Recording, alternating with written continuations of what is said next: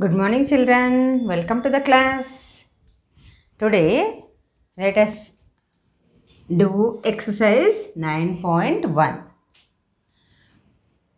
First problem. Write numerical and algebraic coefficients of the following terms. What we are going to write? We have to write numerical and algebraic coefficients. It is very easy. See how we write. Number 1. 4xy is there. In this 4xy, numerical coefficient. What is numerical coefficient here? 4 is numerical coefficient. So, 4 is numerical coefficient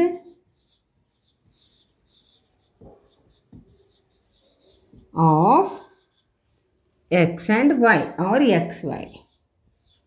So, 4 is numerical coefficient of xy. Like that we have to write. Now, what we have to write again? Algebraic coefficient. So, xy is the algebraic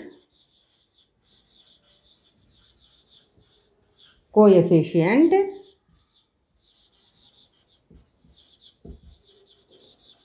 of 4.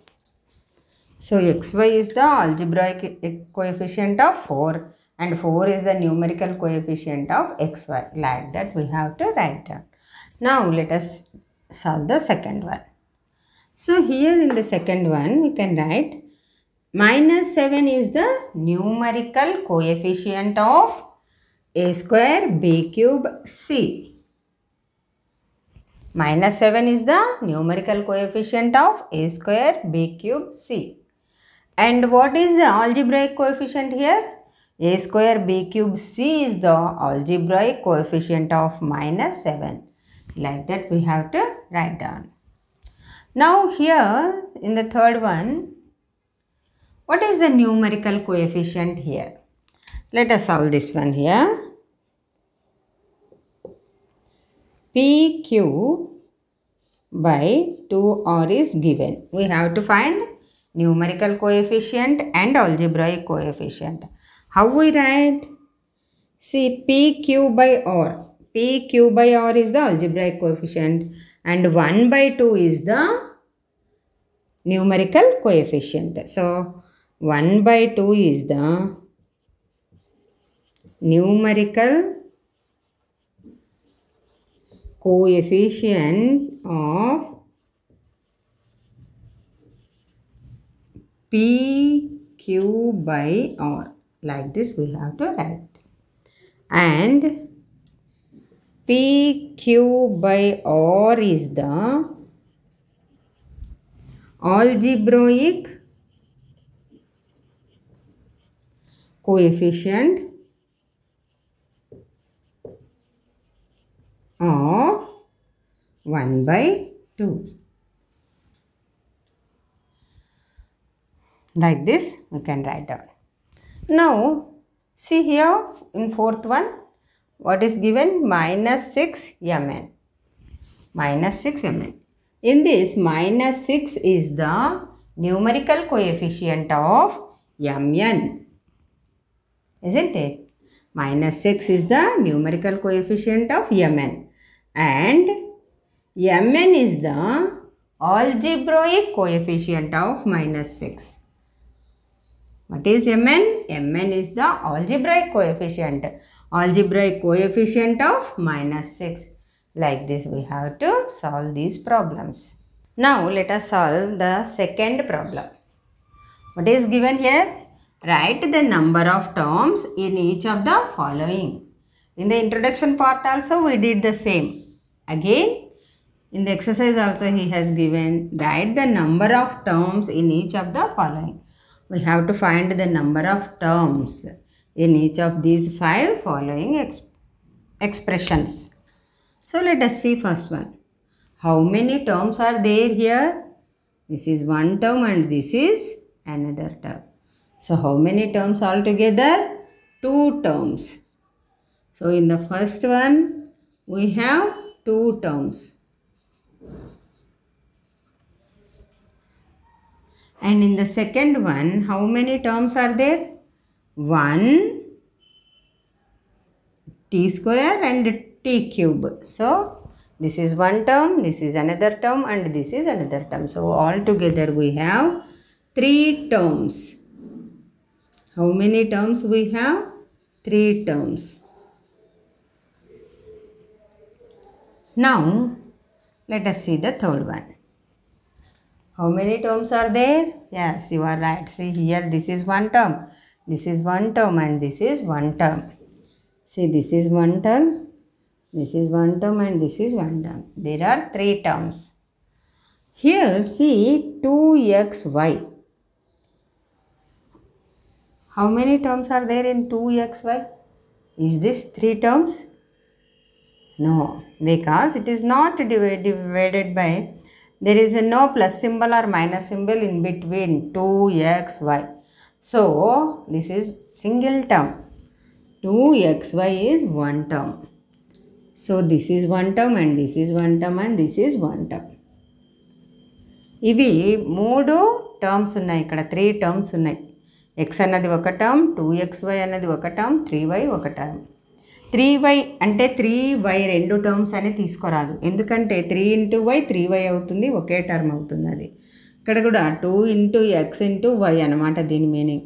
So 2 plus x plus y ఉంటే అప్పుడు terms వేరైతాయి. ఈ మధ్యలో మనకి plus లేదు, minus లేదు. So ఇదంతా ఒకే term అనమాట. So ఇది ఒక టర్మ్, ఇది ఒక టర్మ్, ఇది ఒక టర్మ్. మనకి ఆల్ టుగెదర్ ఎన్ని టర్మ్స్ వచ్చాయి? 3 టర్మ్స్. అలాగే ఇప్పుడు మనము 4th వన్లో చూద్దాం. 4th వన్లో ఇది 100m అన్నది ఒక టర్ము, 1000n అన్నది ఒక term. So how many terms ఉన్నాయి అక్కడ? 2 టర్మ్స్ ఆర్ దే. అలాగే 5th ప్రాబ్లంలో ఎన్ని టర్మ్స్ ఉన్నాయి? Minus p square q square plus 7pq minus p square q square plus 7pq.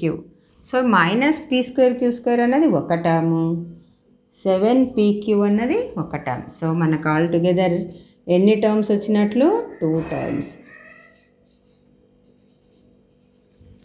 మనకి ఎన్ని టర్మ్స్ ఉన్నాయి దీంట్లో?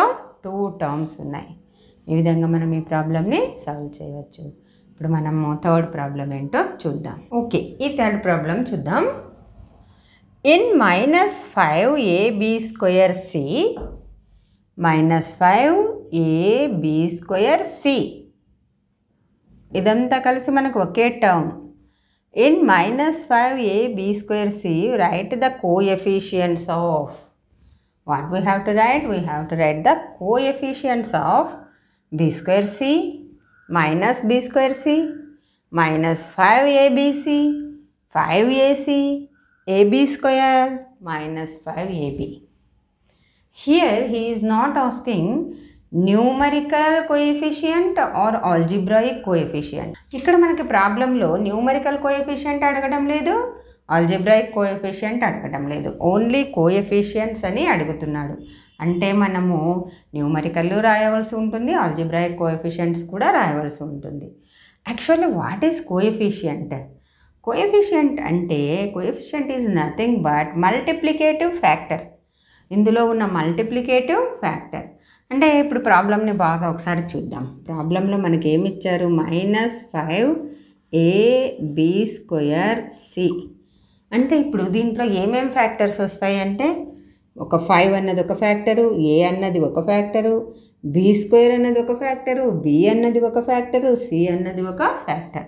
వీటి ఫ్యాక్టర్స్ రాస్తే మనము 5 రాయొచ్చు, -5 రాయొచ్చు, a రాయొచ్చు, -a రాయొచ్చు, b రాయొచ్చు, -b రాయొచ్చు, b² రాయొచ్చు, అలాగే c రాయొచ్చు, -c రాయొచ్చు.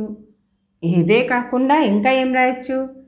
5ab రాయొచ్చు, 5a రాయొచ్చు, -5a రాయొచ్చు, 5ab రాయొచ్చు, -5ab రాయొచ్చు, abc రాయొచ్చు, -5abc ఇలా ఫ్యాక్టర్స్ రాసుకుంటూ పోతే ఎన్నో వస్తాయి మనకి. ఈ ఫ్యాక్టర్స్ అన్నిటివి కోఎఫిషియంట్స్గా మనము మార్చుకోవచ్చు. Coefficient is nothing but the multiplicative factor. Multiplicative factor అన్నాం కాబట్టి ఎన్ని మల్టిప్లికేటివ్ ఫ్యాక్టర్స్ వస్తే అన్ని కోఎఫిషియంట్స్ మనము రాయవలసి ఉంటుంది. సో ఇది ఎలాగో ఇప్పుడు ఈ ప్రాబ్లమ్ని మనం ఎలా సాల్వ్ చేయాలో చూద్దాం.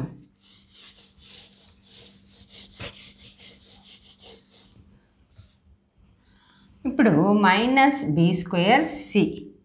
So in the first one b²c. First one ఏముంది? b²c. ఇందులో మనకి b²c తీసేస్తే ఏం మిగులుతున్నాయి చూడండి. b²c తీసేస్తే -5a ఉంది. అంటే దీని కోఎఫిషియంట్ ఏంటి మనకి అంటే దీనికి దేంతో మల్టిప్లై చేస్తే, ఏ ఫ్యాక్టర్తో మల్టిప్లై చేస్తే మళ్ళీ ఈ ప్రాబ్లం వచ్చేస్తుంది మనకి. అంటే ఏమి b²c పోతే ఏం మిగిలింది మనకి? -5a. So coefficient of b²c is ఏమొస్తుంది? -5a. -5a ఇదనమాట. -5a ఒకటి మనం పక్కన రాసుకుంటే b²c సరిపోతుంది కదా. ఈ విధంగా మనం రాయాలి. మరి సెకండ్ది ఎలా రాద్దామో చూద్దాం. సెకండ్ది ఏముంది? b²cనే, కానీ ఇక్కడ మైనస్ సింబల్ ఇచ్చారు. -b²c. సో ఇప్పుడు మైనస్ పోయింది, b²c పోయింది. అయితే ఇంకా ఫ్యాక్టర్ మనకి ఏం మిగులుతుందంటే 5a మిగులుతుంది కదా. 5a మిగులుతుంది. సో కోఎఫిషియంట్ ఆఫ్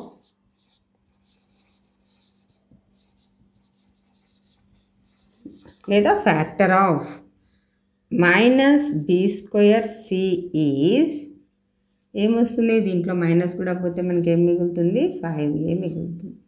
ఈ విధంగా మనం రాయాలి. ఓకే. ఇప్పుడు థర్డ్ వన్ -5abc. ఏముంది ఇక్కడ? -5abc.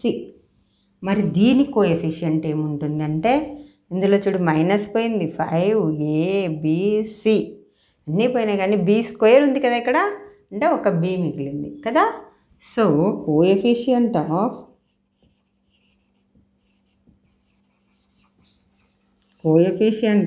-5abc is b. అంతే.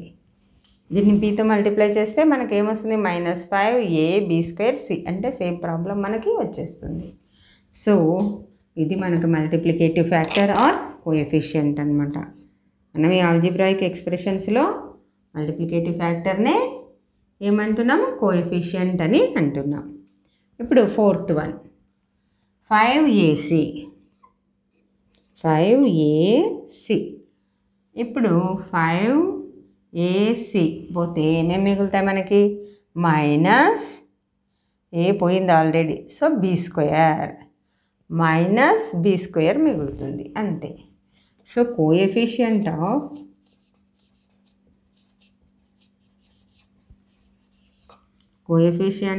-5ac ఈజ్ ఏమొస్తుంది? -b². ఇక్కడ మైనస్ సింబల్ అట్లే మిగిలిపోయింది, b² కూడా మనం వాడుకోలేదు. So -b². ఈ విధంగా మనం రాయొచ్చు సింపుల్గా దీన్ని. తర్వాత ab². ఏం రాయాలి ఇప్పుడు? ab². అంటే కోఎఫిషియంట్ ఆఫ్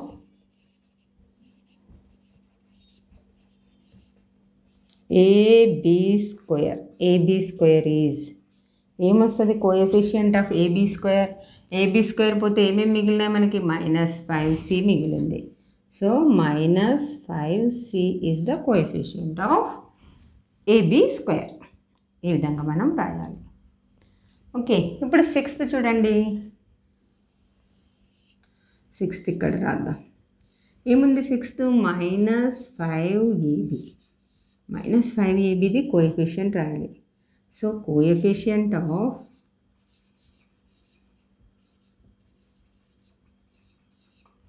-5ab.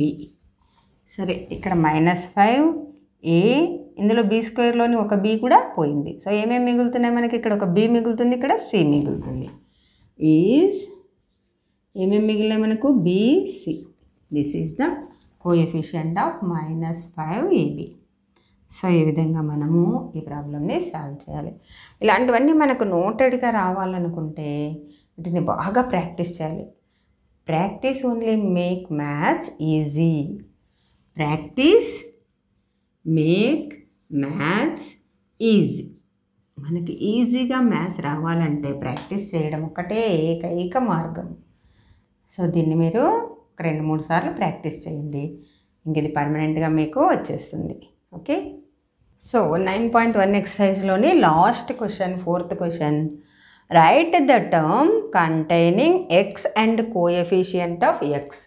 మనం ఏం రాయాలి? Write the term containing x. X ఉన్న టర్మ్స్ అన్నీ రాయాలి, అలాగే కోఎఫిషియంట్ ఆఫ్ ఎక్స్ కూడా మనము రాయాలి. Okay, let us see that one. In the first one, 2x plus 5y.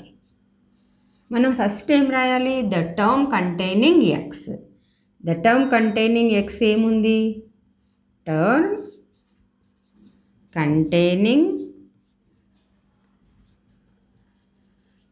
Containing x is ఏముంది ఇందులో? 2x. ఇదే కదా ఇందులో ఉంది ఎక్స్ అన్నది. 5yలో ఉందా ఎక్స్? లేదు. ఇక్కడ 2 టర్మ్స్ ఉన్నాయి. 2 టర్మ్స్ తీసుకుంటే ఒక్క టర్మ్లోనే మనకి ఎక్స్ ఉంది, అది 2x రాసేసాము. ఇప్పుడు ఏం రాయాలి? ఈ టర్మ్లో కోఎఫిషియంట్ ఆఫ్ ఎక్స్ రాయాలి. ఇందులో కోఎఫిషియంట్ ఆఫ్ ఎక్స్ రాయాలి. ఏమి కోఎఫిషియంట్ ఆఫ్ ఎక్స్? ఇక్కడ 2 అనమాట. Coefficient of X is 2. ఈ విధంగా రాయాలి. అంటే ఒక టర్మ్ రాసాం, ఫస్ట్ ఎక్స్ ఉన్న టర్మ్, అందులో నుండి కోఎఫిషియంట్ ఏముందో రాసాం, అంతే. ఈ ప్రాబ్లమ్ని చదివేటప్పుడు సింపుల్గా టెన్షన్ లేకుండా నిదానంగా చదువుకుంటే మనము ఈజీగా దీన్ని రాయవచ్చు. సగం చదువుకొని ఎట్టెట్లో టెన్షన్ పడుకుంటా చదువుకుంటే అది రాయడానికి రాదనమాట. చూడండి, ద టర్మ్ కంటైనింగ్ ఎక్స్ అంటే టర్మ్ ఎక్స్ ఏముంది? ఇందులో ఎక్స్ ఉన్న టర్మ్ ఇది ఉంది. తర్వాత ఏం రాయాలి? Coefficient of X. ఎంత సింపుల్ అయిపోయింది చూడండి. కోఎఫిషియంట్ ఆఫ్ ఎక్స్ 2 స్టెప్స్లో మనకు ఆన్సర్ అయిపోయింది. ఇప్పుడు సెకండ్ ప్రాబ్లం.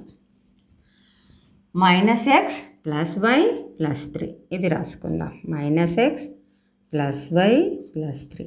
ఇప్పుడు చెప్పండి, ఇందులో టర్మ్ కంటైనింగ్ ఎక్స్, ఇందులో ఎన్ని టర్మ్స్ ఉన్నాయి? 3 టర్మ్స్ ఉన్నాయి. ఈ మూడిట్లో ఎక్స్ ఉన్న టర్మ్ ఏది? ఇది కదా. So term containing x is ఏముంది? అది -x. ఇది ఈ టర్మ్ ఉంది మనకి. సో ఇప్పుడు ఇందులో ఏం రాయాలి? మళ్ళీ మనము కోఎఫిషియంట్ ఆఫ్ ఎక్స్ రాయాలి. కోఎఫిషియంట్ ఆఫ్ ఎక్స్ ఈజ్ ఏముంది చెప్పండి? ఇందులో కోఎఫిషియంట్ ఆఫ్ ఎక్స్ ఏమీ లేదు, ఓన్లీ మైనస్ గుర్తుంది. -1 రాస్తామా? ఏమీ లేకుంటే ఇక్కడ మనము ఒక మల్టిప్లికేషన్ ఫ్యాక్టర్ తీసుకుంటాం, మల్టిప్లికేటివ్ ఫ్యాక్టర్. ఏమది? 1 ఉన్నట్లే.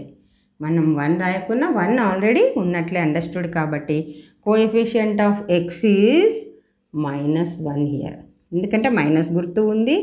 అలాగే ఇక్కడ ఏమి మల్టిప్లికేటివ్ ఫ్యాక్టర్ లేకుంటే మనం 1 తీసుకుంటాం, కాబట్టి కోఎఫిషియంట్ -1 అని వస్తుంది. ఓకే, చూడండి ఈ ప్రాబ్లంకి ఎంత డిఫరెన్స్. ఇక్కడేమో డైరెక్ట్గా క్వశ్చన్ ఇచ్చినాడు, ఒకటి ప్రాక్టీస్ అయింది కాబట్టి మళ్ళీ సెకండ్ దానికి కొంచెం డిఫికల్టీ లెవెల్ పెంచినాడు. అంటే ఇక్కడ -1 ఉంటుంది, 1 అన్నది ఉంటుంది, ఇక్కడ 1 అని ఉంటుంది అని మనం అర్థం చేసుకొని రాయాలన్నమాట. అది గుర్తు తెచ్చుకొని రాయాలి. సో ఇప్పుడు థర్డ్ వన్ చూడండి. 6y² -7xy ఈ విధంగా ఉంది. ఇప్పుడు ఇందులో మనకు ఎక్స్ ఉన్న టర్మ్ ఏది? ఇందులో ఎక్స్ ఉందా? లేదు. ఇక్కడైతే ఎక్స్ ఉంది. సో ఎక్స్ ఉన్న టర్మ్ ఇది. టర్మ్ కంటైనింగ్ ఎక్స్ అని రాసేద్దాం first. Term containing x is -7xy కదా. 7xy ఇందులో ఉంది ఈ టర్మ్.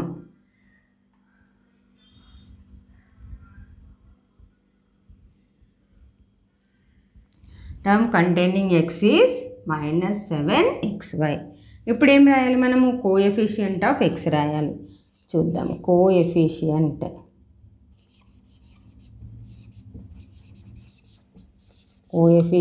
ఆఫ్ x కోఎఫిషియంట్ ఏమవుతుంది చూడండి. ఇందులో ఏమేమి వస్తాయి? -7 అండ్ y, అంతే కదా, factors -7 and y. So coefficient of x is -7y.